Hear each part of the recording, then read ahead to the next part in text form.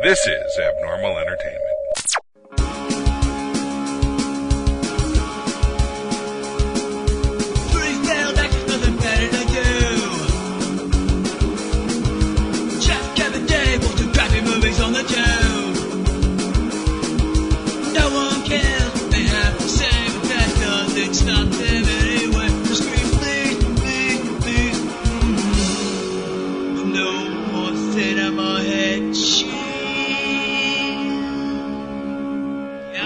Welcome, everybody, to the Cinema Head Cheese Podshort for American Vandal.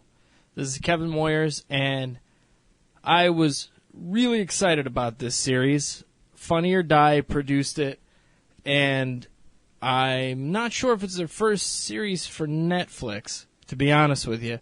But it's not their first television series. They just wrapped up At Midnight, which had Chris Hardwick hosting for the entire run, I think 600 episodes. So they've done television before, but this was something really different. And I remember seeing the trailer, and the whole thing was, who drew the dicks? Who drew the dicks? The whole idea is there is this prankster named Dylan Maxwell. He's kind of the class fuck-up, and, a little bit of a ne'er-do-well, doesn't get good grades, not a bully, really, by any means, but just a big dumbass. And nobody takes him seriously at all. And something happens in the teacher's parking lot that leads everyone to believe that Dylan is guilty of this crime. So, in a half-hour span, between 2 and 2:30, one afternoon, when it was a day off for, whatever those teachers' days off that they take, in office bullshit, teacher, reassigning their curriculum, whatever the hell they do on those days, where the teachers are in school, the kids are out. Somehow, in a half an hour, Dylan is accused of drawing giant dicks on 27 teachers' cars and getting into the security system to delete a half hour of security footage when this happened. So the whole thing is based. It's kind of a satire of Making a Murderer or those kinds of shows like Serial and that kind of stuff. It's very comedic. In the first episode, I laughed loud and hard so many times, I can't even tell you. But two guys, Peter and Sam. Sam you'll recognize if you saw the movie Why Him, which had Bryan Cranston and James Franco. And that was out last Christmas. But Griffin Gluck, the actor, was the son, the younger son in that movie. I thought he was great in that, and he's great in this as Sam. But Peter and Sam they're on the trail of this crime. They're creating a whole documentary series that they're posting up on YouTube. So basically, what you're seeing are the episodes that the students are seeing, which is pretty brilliant. So you don't see anything that the kids in the story aren't seeing, which is great. But they're not convinced that Dylan is the guy that committed this crime. And the only witness that the school has is this kid, Alex Trimboli, who is kind of known for being full of shit most of the time. He once claimed he drank 11 beers at a party. He said he got a hand job from this hot girl. Stuff like that. And just shit that doesn't make any sense. That kid, by the way, Callum Worthy, phenomenal throughout this. He keeps doing this, this thing with his mouth when he stops talking. You have to see it. It's just almost, I don't know what he's doing. If he's licking the top of the roof of his mouth. I don't know what it is, but he does this weird thing after he finishes talking that was so hilarious to me. So subtle, so simple, and so hilarious. I loved the character throughout. Peter and Sam are also accompanied by Gabby, who is Sam's lifelong friend, and she's basically their transport. She drives them around to these different things. Many teachers are involved and interviewed, and this thing is, it's made like it's a real crime. And I'll give you an example. One clue, like looking at all the cars, they examine the dicks and how they're drawn. And Dylan's known for drawing dicks around the school, but one thing they notice is the way he draws the dicks. The mushroom head's different, and Dylan always draws ball hairs. None of the cars have ball hairs, things like that. And that stuff's in the trailer. I'm not spoiling too much for you. And I don't want to. I want you to have the same reaction I did, and this is too new. But Peter and Sam go through this step by step. They examine all the facts and the motives and everything else and who had access to this and that and whatever. It is so well done that by the third or fourth episode, I was still laughing at stuff. But I started to forget that I was watching a comedy and started watching a mystery, like a real crime drama. It was so engaging. All I wanted to know the whole time, who fucking did this? Was it Dylan? Was it not? Was it his girlfriend? Was it this guy? Was it that? I could not fucking stop watching this show. It was that good. It drew me in. And I'm sitting there, I swear to God, I'm watching this shit like this kid is real and he's on death row if they convict him of this. I could not, I couldn't stop. Couldn't stop. I watched the entire series, 8 episodes, in one sitting. And I was like, I just finished a writing project. I was like, all right, cool. I'm going to take a break. I'm going to have something to eat, go take the dog for a walk. I'm going to sit down. I'll watch the first one. I didn't realize it was on. I was like, I'm going to watch something on Netflix, just an episode of something, and didn't realize this had just dropped. And that was Saturday night, and it just came out Friday. And I'm like, oh, this is up already. And I'd added it to my queue, but it had the big headliner. You know how Netflix does. They put a big headliner on your page and all your stuff underneath it. And I was like, yes, I'm watching the first one of these now.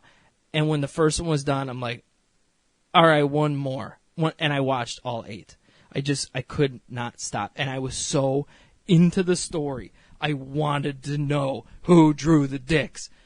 I just couldn't get over it. Everybody was so good. And there are familiar faces in this. It's not, complete unknowns where you can be drawn in.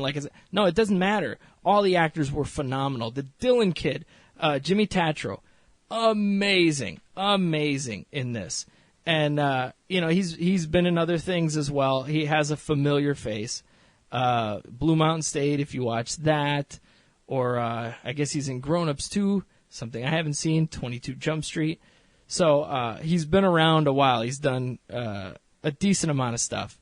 But I couldn't get over the show. Could not. And when it ended, I'm like, what the fuck? I wanted more. I just wanted more. And I couldn't. I hope there is more in this series. I just hope there is more. It was fantastic. Absolutely fantastic. And honestly, I've seen some great shows this year. Great shows from Amazon, from Netflix. I know Hulu has stuff that I have yet to watch that is great. That one, The Handmaid's Tale, I think it is, just won an Emmy. But I know there's great stuff out there that I have yet to even look at.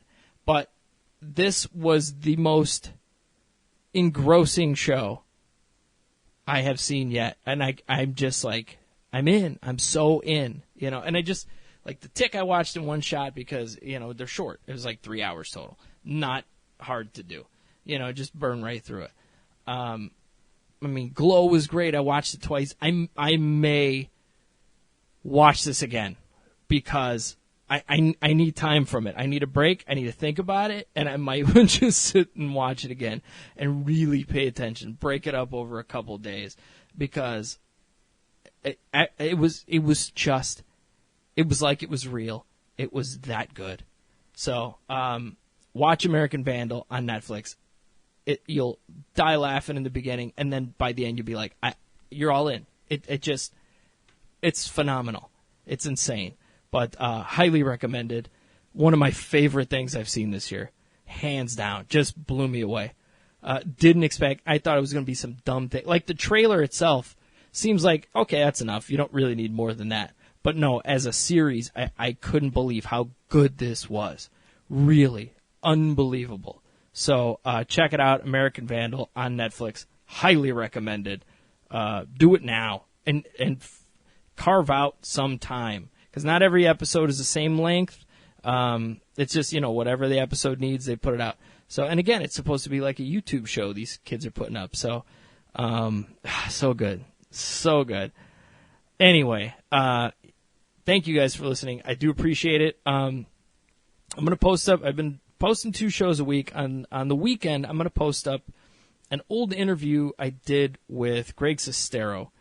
And it was, we did, Cam Harson and I did this very short-lived interview show we were working on called Just Asking.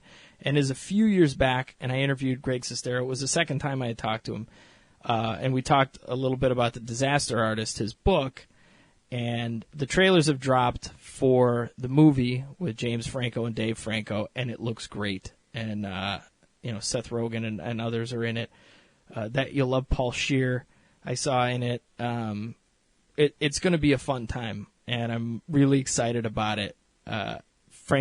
James Franco's impression looks great, and I also interviewed Tommy Wiseau, so we'll have that up this weekend, and then next week I should have a review of the first 2 seasons of One Mississippi, which is Tig Notaro's show on Amazon. I just got into it, and it's really good, so that's coming.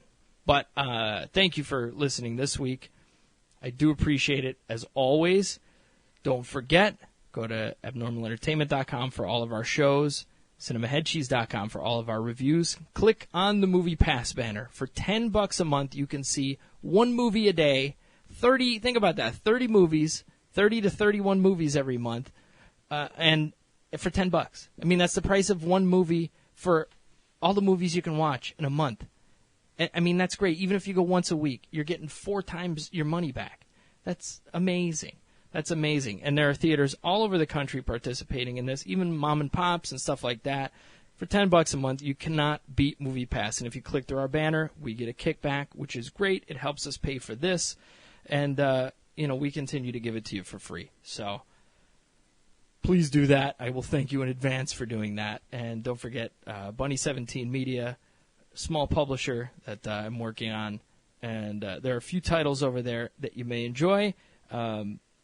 Project I finished this weekend will be there soon, and it's a kid's book I wrote with my daughter, and she is doing all of the illustration for it. She's already halfway through it, and it's fun stuff. It's a really fun book, and I know you're going to enjoy it. So there you go. I'm that confident in this work, and it's mostly the kid, I'll be honest with you, as far as fueling the story. So it's really great stuff. Anyway, that's all I have for you. Check out the interview this weekend, more reviews next week, and we will see you next time.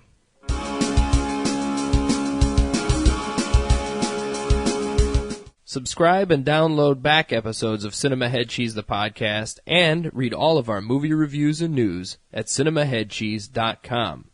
Email us at cinemaheadcheese@yahoo.com. Search Cinema Head Cheese on Facebook and tweet us at CINHeadCheese. And for more podcasts, books, comics, blogs, and videos, head to abnormalentertainment.com.